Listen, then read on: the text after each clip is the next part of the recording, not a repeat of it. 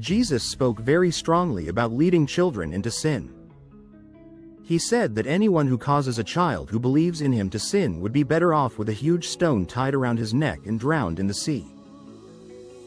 He warned that scandals will happen, but warned even more strongly that the person who causes them will face serious consequences.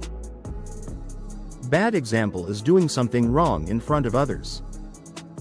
Bad example often leads others into sin. When someone encourages another person to do wrong, whether by words or actions, that person gives scandal. Bad example and scandal are sins against the soul, and are included under the fifth commandment. They harm a person's spiritual life, which is even worse than harming their body. Those who lead others into sin help the devil and can be more dangerous than murderers, because they destroy someone's spiritual life. Saint Augustine said, "If you persuade someone to sin, you are his murderer." Jesus spoke very strongly against scandal.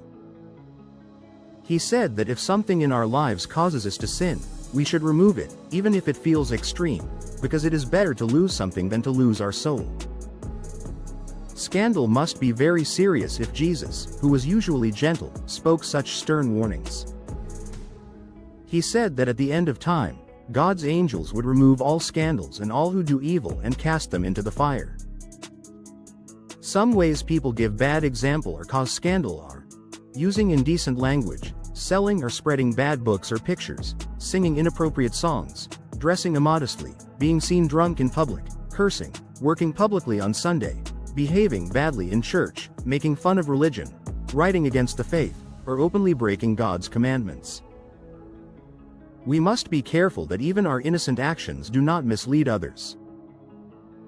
Jesus said that if our eye causes us to sin, we should remove it, meaning we must avoid anything that leads us or others into sin. When people commit scandalous acts, others often imitate them. This is especially true with children, who naturally copy their parents and older people. Someone who gives scandal is like a man who digs a hole for others to fall into. Parents who argue in front of their children give bad example. Public officials who break laws or act immorally give scandal. Older siblings who go to forbidden places or take their younger siblings along cause scandal. Older sisters who obsess over vain or immodest fashion also give bad example. We should avoid giving scandal whenever possible. Sometimes we should even avoid doing good things if others might misunderstand them and be led into sin. For example, if someone is allowed to eat meat for health reasons on a day of abstinence, he should avoid eating it in front of others unless he explains why. The old man Eliezer chose death rather than even appear to break God's law by eating pork, because he did not want young people to think he had betrayed his faith. If we have caused scandal or led others into sin, we must repair the harm as much as possible. Public scandal must be corrected publicly. Even then, we usually cannot undo all the damage. We must try our best to help those we misled, give them good example, and pray for them. We must be very careful not to cause scandal again, since it is so hard to repair the harm it causes.